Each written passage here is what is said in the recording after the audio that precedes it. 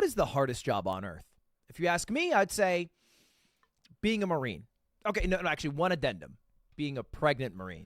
Okay, one more addendum. Being a YouTuber when you have to re-upload it. Being a pregnant YouTuber when you have to re-upload a video. How's it going? What's up? If you guys didn't know, that was a Mogul mail that I uploaded yesterday. You might not have seen it, though, because I took the video down. The video was called, Do Streamers Have Hard Jobs? And the reason I took it down is because we had a great sponsor on it. But the great sponsor wasn't getting great views. In fact, the video got 50,000 views in the first hour. And for reference, a normal video on this channel gets 130,000 views. I was live at the time, so I couldn't tinker with the title and the thumbnail to fix that. So I ended up taking it down with the plan of just removing the sponsor, re-uploading it tomorrow. And I figured, maybe a Minecrafter will do something dumb and I can just talk about that and throw a sponsor in and everybody will be happy. But that's not what I did. Instead, I'm making this video and I'll tell you why in a moment. But first, if you didn't get to watch a video, it was mostly about the Twitch shutdown in South Korea, which officially started yesterday. And this is a big fucking deal that I don't see enough people talking about. The reason it happened is kind of complicated, but in a nutshell, South Korea has a bit of a monopoly on ISPs. There's only 4, and you have to be government approved to start a new ISP. And those internet service providers have been charging certain companies, usually outside companies like Netflix or YouTube, more money because they are driving more traffic, which, is something we don't like here in the United States. So that's why we have net neutrality. And most of those companies have worked out a deal. Like Netflix worked out a deal with South Korea to keep working there.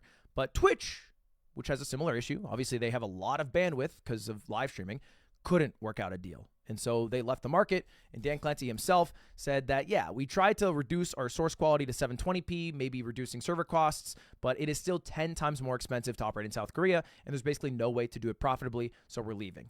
And bear in mind, this is after Twitch put in so much fucking money and time into beating Africa TV, the former largest live streaming site in the country, and they became the largest live streaming site, and now they're leaving, which is really tough for a lot of streamers who built their careers and communities on that website, and now they have to go to a new site. Now, someone who did that, that is fucking scary. So I wanted to talk about that.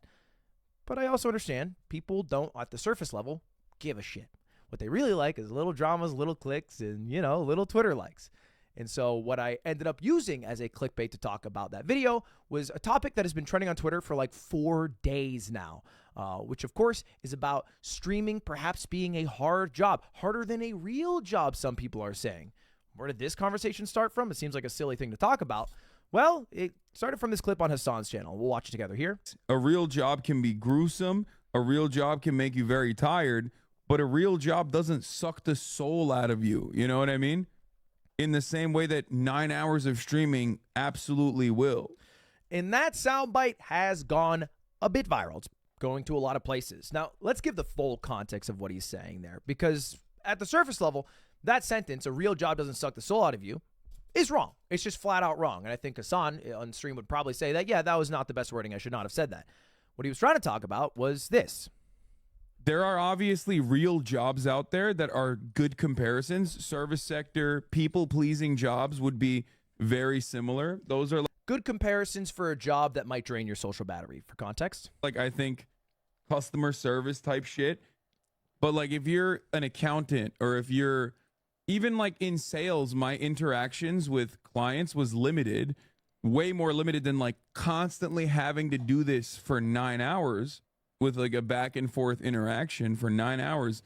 That's what sucks your social battery, and you just tap out after it. And the term social battery is probably a lot more acceptable to most people than the term soul. People don't like the term soul because a soul-sucking job to most people would be like a job that doesn't have upwards mobility, which, again, I think Hassan would agree with, and I personally agree with, because I worked at Apple support for 2.5 fucking years, literally helping boomers reset their Apple password. And in the final 6 months, and I think part of it's because my girlfriend at the time cheated on me, so I was going through it, I would throw my headset at the wall because I couldn't handle a sweet 70-year-old lady trying to figure out how to reset her password. I just couldn't handle that social interaction, which is bad of me. And the closest I've ever come to that is babysitting my chat. But people don't really give a shit about the context. People don't really give a shit about the conversation. They just care about getting Twitter likes, which is all this really is, which is why people like fucking Keemstar are tweeting out shit like this just for a dunk sesh, because nobody gives a fucking shit. Nobody gives a rat's ass about the facts or about any people involved. They just care about a little Twitter like, little impression, right? That's why they tweet. What is this? Look at this shit they tweet, bro. Why do they all look like Twitch streamers? They don't. What are we doing here? But again, that's not the point. And just for some more clarity, I'm pretty sure Hassan also understands that workers have it rough and generally tries to voice for workers to have it better, and is actually one of the people that inspired me to make Offbrand, my company that I own. Hello, I'm the owner of Offbrand, and I have 30 employees, and turn it into a workers' co-op, a place that generally treats workers better. And so one of my biggest goals this past year that we just announced last week is that we're making Offbrand workers co-op. And so the people who work here will just own the company, and they will have votes equal to even the board of directors on the big decisions, who runs a company, what we do, what we use the surplus for. And that's part of the co-op is like, hey, here's how much we made. Here's how much stuff costs. Here's our... So anyway, that was, in part inspired by Hassan. I talked to him about doing that because I want to make sure the people who work at my company have a good-ass fucking time. And we're a fucking killer-ass company who kicks ass, takes names, and makes a hell of a lot of money. All right? I don't think that 15-second clip is indicative of all of his thoughts and opinions. But again, the phrasing was bad. Shouldn't have said sucks the soul. So my plan was re-upload. Because for the most part, my video, again, was about the Twitch shutdown in Korea. I used a little bit clickbait just to get you in there. I take out the ad. We're all hunky-dory. But then I fucking go awake today. I wake up today, I should say. And I see a bunch of people giving me shit. I see all over like random ass videos about Aiden Ross getting scammed. People being like, no spine. Imagine taking down your video because your friend committed social suicide. Why would he private the last video? Whatever. Bunch of people also DMing me. Bro, I got DMs on LinkedIn. I got a death threat there. I was like, bro, I didn't even know I had one still. And I don't frankly give a shit. But I did get a little pissed off about it. Because I felt like no one actually gave a shit about what I was saying. I was just being used in a proxy war for people who don't like Hassan. Why the fuck am I being used for that? Good. It's crazy. It's crazy people. And this is the one that set me over the edge. Now, this is a DM from a guy that just said no balls because I removed the video. Again, what the fucking plan to re-upload the video? But he messaged me and he says no balls. Now, by itself, you don't think much of it. But then I clicked on his Twitter account and I see that he said this: wish assassinations were a real thing. And this isn't a quote retweet to people in this situation. Not trying to say who. I'm not trying to get demonetized here. But what a fucking crazy thing for Mr. Penis Head to say. And then I scrolled up in our DMs and I found out that this dude was my viewer 5 years ago. Hey man, love your streams. They help me out a lot when I'm bored or sad. When I have disposable income one day, I'll give you a few shekels a month. Dude, what the fuck are we doing, man? I feel like a crazy person. But when I see all this division, I feel like they're not humans. I feel like most people on this fucking earth, if I sat with them and drank a beer with them, I could get along. I could see their struggles. I could empathize with them. I could see what inspires them, and we could have a conversation. But when I see people online, they don't feel human, man. It fucking blows my mind that a dude who used to watch me when I had 200 viewers, I went back to the stream, 200 viewers, right? Who used to fucking chill-ass dude, can now be a guy who's wishing for assassinations. Because why? The guy you don't like online is millionaire? Said something you don't like? It's the most un-American thing I ever heard in my fucking life. What's more beautiful about being an American than seeing someone you don't fucking like, but they're allowed to say whatever the fuck you don't like?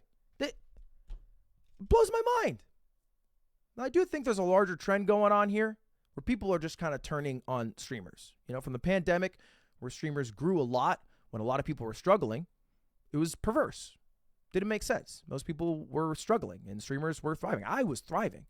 And now we're in fucking crazy positions where I talk and I just say my thoughts into a camera for 10 to 12 fucking minutes, and then I stop the recording and I upload it, and that's my fucking job, which is really cushy and really nice. And I think I and every other fucking streamer, all right, Asmin, Hassan, whoever, understands the privilege to be in that spot. But I can see why other people look at that and they'd be like, well, this fucker's dumber than me. He's a piece of shit, and he has a way better life. I can't buy a fucking house. I feel like I have no upwards mobility. Inflation's crazy. I can barely afford gas. And they'd be mad, which I get. I think every streamer, specifically at the top, and that's all I'm talking about, the top 1% of 1% streamers, they get it. They get it. And if you hate me because of that, no worries. But let's just be fucking human about it, right? You don't fucking wish for assassinations. Just be like, hey, man, I think you're a piece of shit because you have a fucking cushy-ass job and I don't feel like you deserved it. I get you. I'm sorry, bro. I'm trying to make the best of it, do right by those around me, fucking run a kick-ass company, do right by my employees, get out, bake bread. That's me. Anyway, that's all I want to talk about. I was going to re-upload, but it pissed me off. I got mad. Mr. Penis Head, why you got to be weird? And I hope you guys all have a good rest of your